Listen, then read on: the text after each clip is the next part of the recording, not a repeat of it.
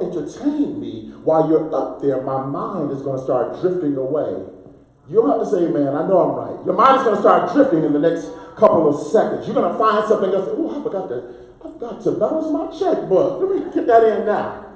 Start planning out what you're going to eat. Watch this for the rest of the day. Your mind is going to start drifting elsewhere. Again, unless you're entertaining me. I'm going to get bored easily because I'm in a lecture form. Think about it. That's why this environment is so difficult for most people. But it also explains the importance of music. Explains the importance of music. Music has a way of helping you centralize in. To hear the word again, focus in. But the problem with that is, and again, I'm not talking about anyone here, when music becomes your entertainment instead of conduit for worship, that's a problem. Now we're being entertained. When music should be a conduit of what's already within me. So even when the music stops, I still can worship. Even when they go on their separate ways, I can still tap in to worship. Attention is the selective, it is making a selective choice. We hear pay attention.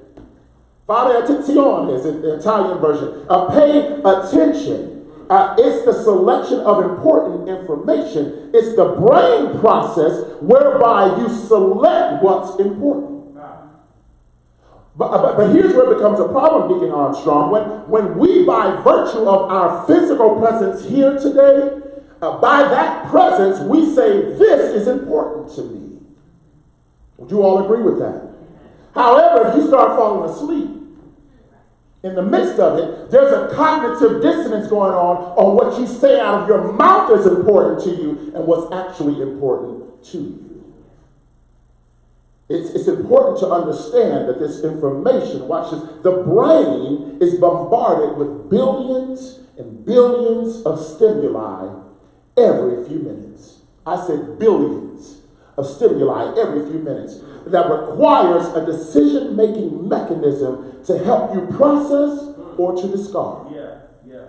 So right now, all of you sitting here, all of you that are watching virtually, your brain is processing, I want to keep this. No, that ain't for me.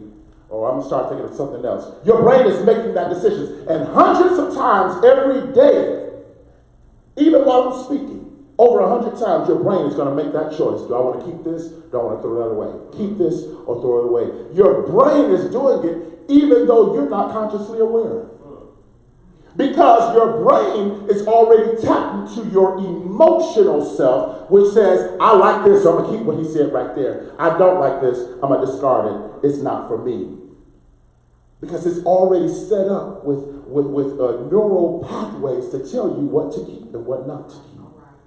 It's a part of you that is already thinking without you even knowing that you're thinking, which is why I always say, think about what you're thinking about. I've asked the question many times in New York, I'm going to ask it right here. What if we put on the big screen what's going through your mind? Amen. We'll just move on. Here's the problem that I realize. All that thinking that's going on in the brain is taking up a lot of energy. We don't really think about brain energy.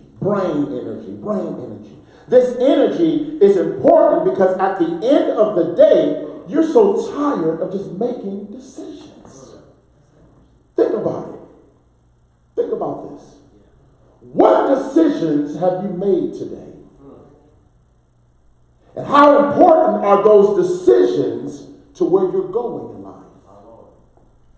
Did you make a bunch of decisions that have no true consequences to your life or to your destiny? For example, whether you like somebody's comment on Facebook, Instagram, or Twitter. Whether I should comment on this post because I like what they said. How much brain energy are you using to make decisions that have no consequence to your destiny? You don't realize when you're doing these things that's why you're so mentally tired at the end of the day. You're so exhausted because you've been making choices and decisions that have nothing to do with your purpose.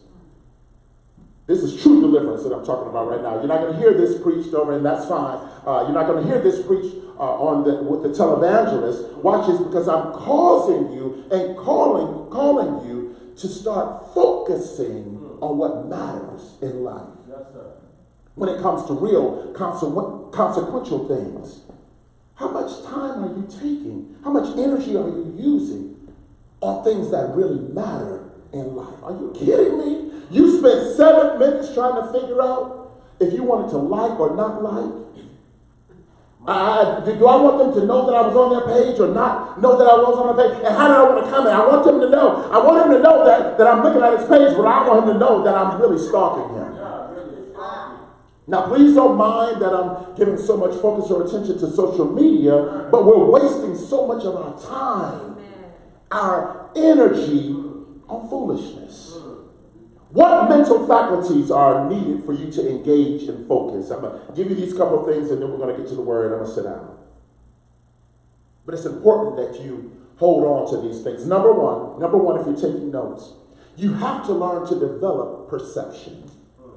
You have to learn to develop perception. It is impossible for you to focus until you learn how to develop perception. To perceive, it's on the slide for those that are here or on another platform. To perceive means to see more than what you can see. To see more than what you are seeing. Here's an example.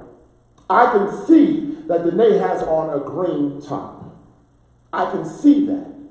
But when I perceive it, I'm looking at more than the fact that she has on the green top. I'm seeing that it has buttons on it, and it flares out. I don't know what that's called, asymmetric or whatever. But it flares out the bottom, and it has little poo-poos on the shoulders. And I'm looking at more than what the average person is going to see. Because when you're just seeing something, you just see what everybody else is going to see. But when you're perceiving it, I'm now asking myself, not in judgment, I'm just perceiving it. Is that a right fit for her? Was that the right design for her? Or maybe she needs to get this size or that size. These are perceptions that are going on. Perceiving, which causes you to develop focus. In order for me to perceive about her top, I have to focus in on the top. Number one, perception. I'm moving ahead. Number two is language. Language. It is impossible to focus unless you develop a high ability of the usage of language. Because if you don't, you'll hear one word and it will trigger you off into a whole other spasm. I'm not expecting to get amens on this point. Number two is language. Watch this. If you don't do it, you hear one word. Here's an example. You made lemon cream puffs, but you heard me say, I don't like. And you just triggered off into a whole other spasm. You just simply heard, I don't like. You didn't hear the rest of the sentence. What I said was, I don't like chocolate cream puffs. But because you heard, I don't like, well, now you have an attitude. Well, you said you don't know. That's not what I said. That's what you heard. I'm helping somebody right now. This is the marriage counseling portion of this. Amen. What you heard was, I don't like. You didn't hear the rest of the sentence. I don't like chocolate cream puffs. That's not my truth. Amen. For anybody that wants to bake something. Amen. I personally like chocolate cream puffs. Amen. But this is important to your ability to focus. And when you don't develop language as a tool to help you focus, you stay undeveloped within your purpose. One person says one word, now you're triggering off. Number three, memory. Memory. It is